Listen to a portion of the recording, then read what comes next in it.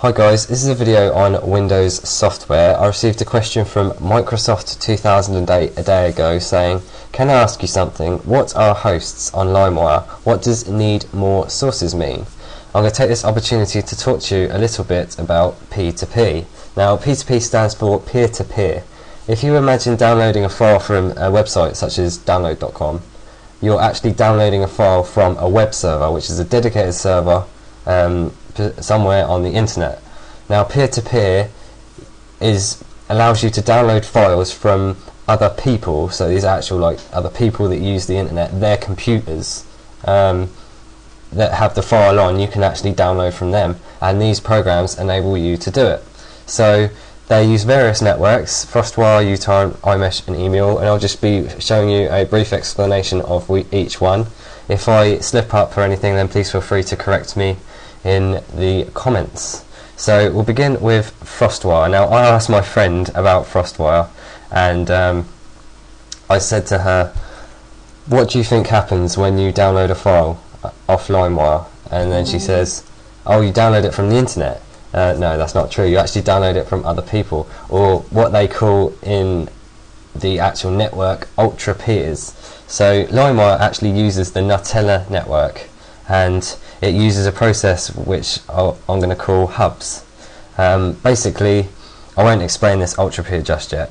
We're just going to talk about the hub part of it. Basically, the older Nutella network allowed everybody to be equal on the network, and what would happen is, it still happens, but there is a limitation now, which is taking it a little bit further, which I'll explain afterwards. But as you can see, I'm connecting to the network with FrostWire, which is LimeWire Pro, just an older version. As you can see, I haven't connected, so we're going to connect. Here we go, turbocharged connection. When I go to search a file, it's going to connect to other computers, other people's computers, because already it's got a list that it's going to connect to. So when it says turbocharged connection, it's got a list it's going to connect to when I initiate my search, and it's going to connect to them straight away and ask them for the file I want. So if I go to programs and then Ubuntu, straight away it's said to some computers nearby, can you please search for Ubuntu? And they then search, they pass through and search to other computers, which then search to other computers and other computers, and it branches off until the computers that you're searching find their own the query that I've searched on their own local hard drive. Because when your client can act as a server, and you can see that I've got 5 files here and I'm sharing them, so people can download these 5 files off me, and if anybody searches for it and my computer turns up as one of them, they can then download off me directly. So you see that they've got a number of hashes here. It says hash here, and it says 48, 48, 15, 10, 6. These are the amount of hosts that own the same file, and when I go to download it, it's going to download pieces off more than one person. These are just people that have got just one file. So to answer your question of what are hosts, hosts are people that own the file. So if I was to, I'm not going to try and download an actual one that's not a virus, because I'll explain that in a second. So 4 hosts have this, and you can see it's connecting. It's now branching through all these things again to perform a direct connection to people who have this file. So hopefully we'll have a connection and it will start downloading. It may take a while because we're directly connecting. It may come up and say need more sources. Now what does need more sources mean, as you asked? Need more sources means that there isn't any more people that you can connect to. Either you've got a connection problem your end and you can't directly connect on them. It says waiting on busy host, so I must have a problem somewhere.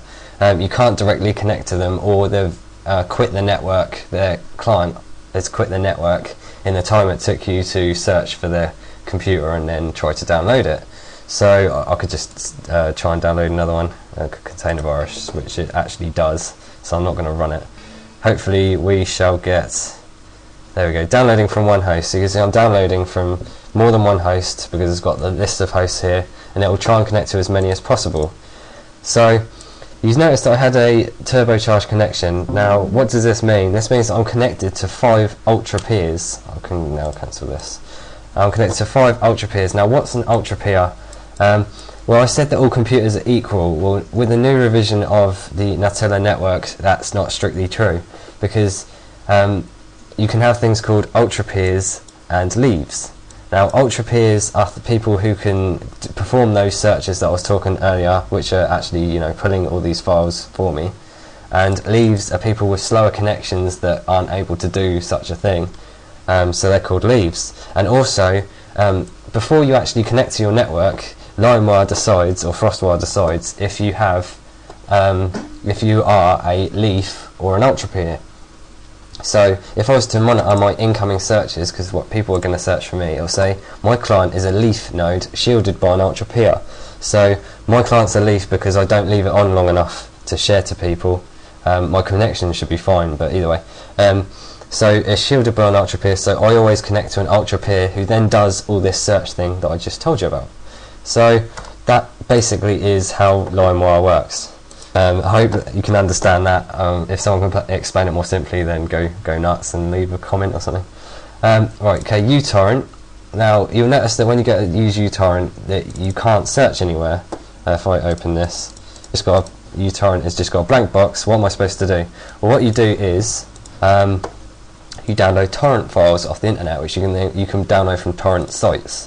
Now what the torrent files contain, they tell you what tracker to connect to. If I just double click this, it tells me what tracker I need to connect to.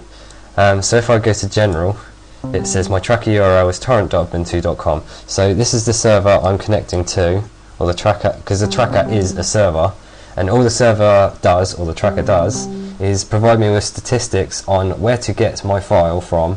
It does it all for you, so don't worry. It tells me where to get the file from and tells me who's getting the file currently.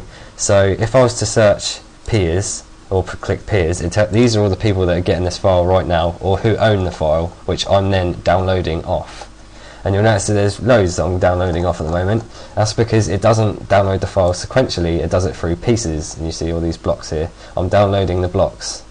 There's about 1,203 pieces or something that I'm downloading of various people. This just allows your download to be faster. That's about it really. The tracker provides information on on the peers that you're connecting to download your file. So it's the backbone of the torrent. So if the tracker was to go offline now, there shouldn't be a problem. I still should be able to download my file. But if it was to go off or go offline before you start, you actually start downloading, then you won't be able to do it because it contains all the information on where to download from.